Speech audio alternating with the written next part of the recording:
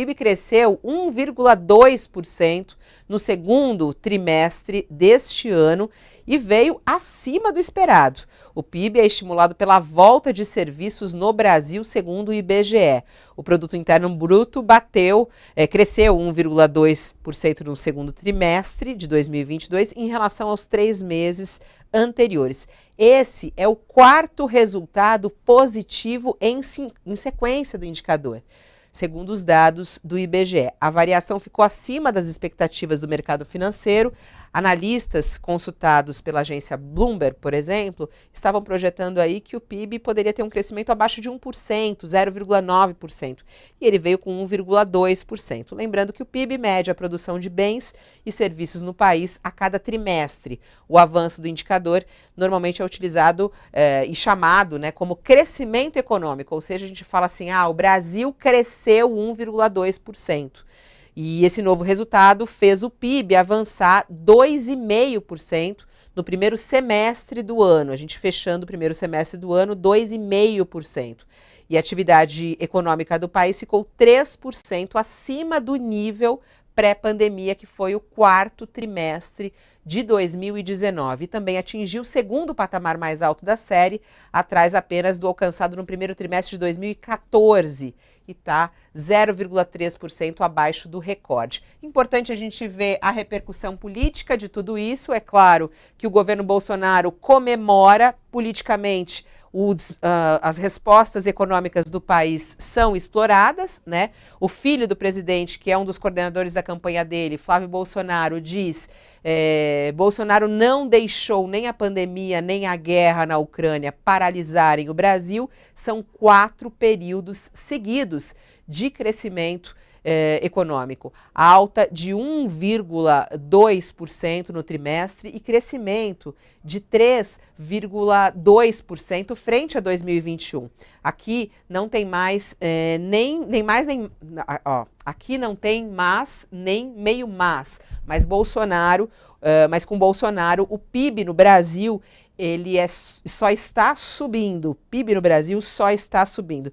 Nós estamos em contato agora, além dos nossos colunistas, Joel Pinheiro e Leonardo Sakamoto, nós estamos em contato aqui com a professora de economia do INSPER, a Juliana Inhas, que está conosco ao vivo aqui, para a gente entender um pouco do ponto de vista econômico e do ponto de vista político também dessa novidade. Olá, professora Juliana, boa tarde para você, seja bem-vinda.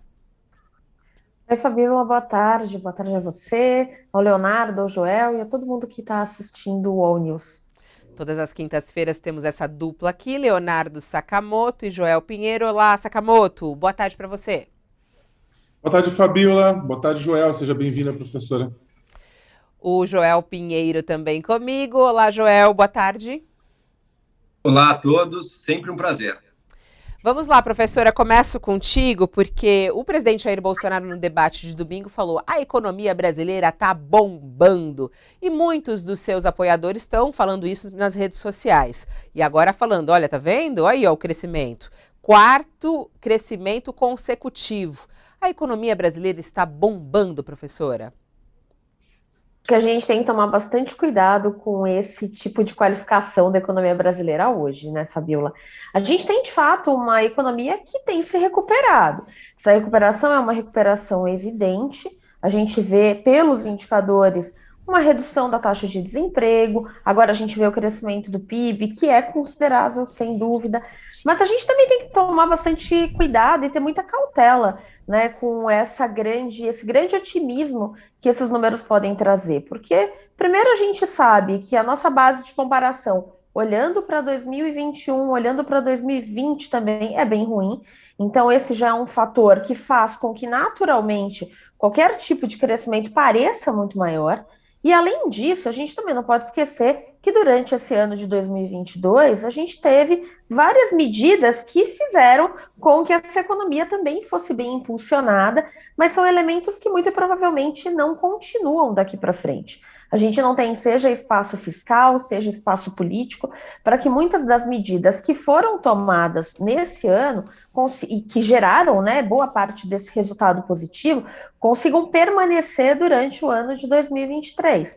Então, quando a gente pensa nesse crescimento, o que a gente gostaria de ver e o que poderia ser de fato muito comemorado, seria um crescimento persistente, um crescimento sólido, um crescimento de alguma forma que a gente conseguisse ver algum tipo de continuidade. A gente hoje não consegue ver isso. Muito provavelmente o ano que vem vai ser um ano, apesar desse ano estar surpreendendo por enquanto, né? A gente de fato previa um crescimento bem mais baixo no final do ano passado.